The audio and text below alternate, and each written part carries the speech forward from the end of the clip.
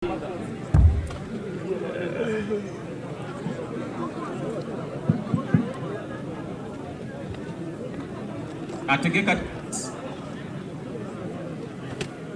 then Ategeka Mary.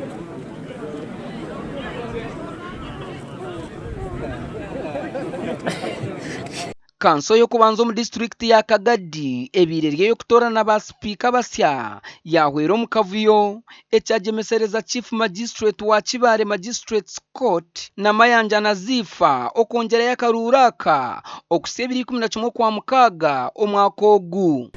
Semuga akarura ko bwa speaker mu district eji kabire kesimbirwaho Magezi Jamada Francis oyine bendera ya NRM na Semuga Vincent oyesimbira Tine Kigombe akaruraka katerirwa mu mbera yo bwire bubi obire burumo muyaga nenjura kandi ne bucket yo bururu etwirwa muyaga burukaruru kazo wako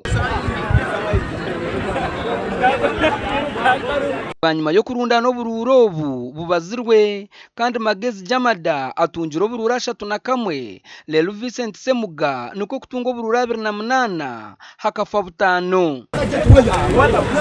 ahantu hakavuyo kimucire habaho kwakanisa ngo % ya 5 tiyahika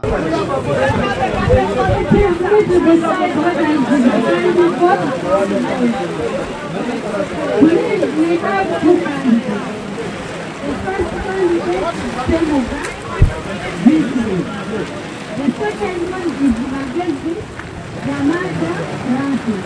We do not have any candidate by the name Jesus Joseph Francis.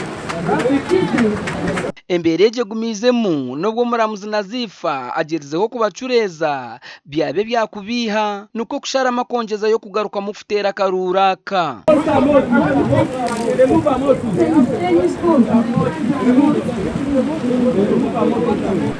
And the speaker of the deputy speaker, no person shall be declared elected speaker or deputy speaker unless that person gets more than 50% of the vote. Okuisa ebiro 11 okwa mukaga kireto mateka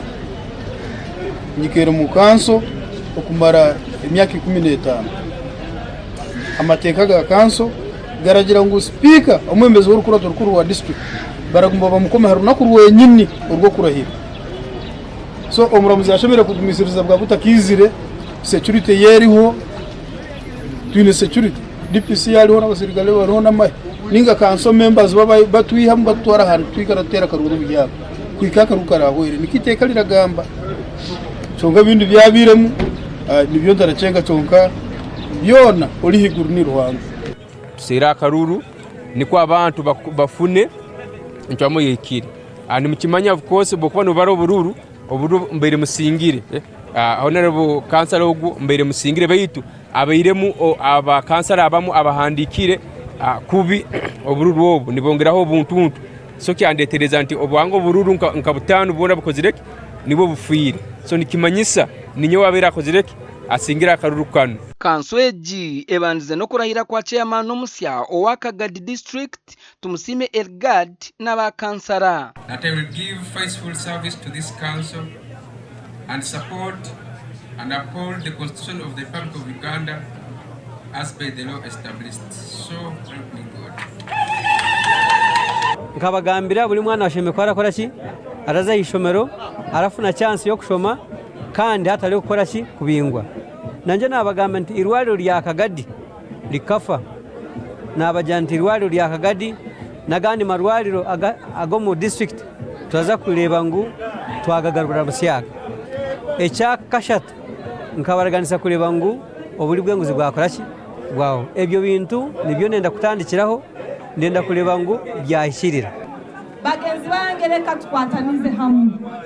entaro ebintu byone bitubere nibitutalibaniza mu myaka eri the past decade tubireke bigende nyuma tukore Kagadi yitu egende nkaha omumaiso bakansara bona barahire bore kiroko barukuza kuhereza abantu babo gasha kwa Thomas tumwebaze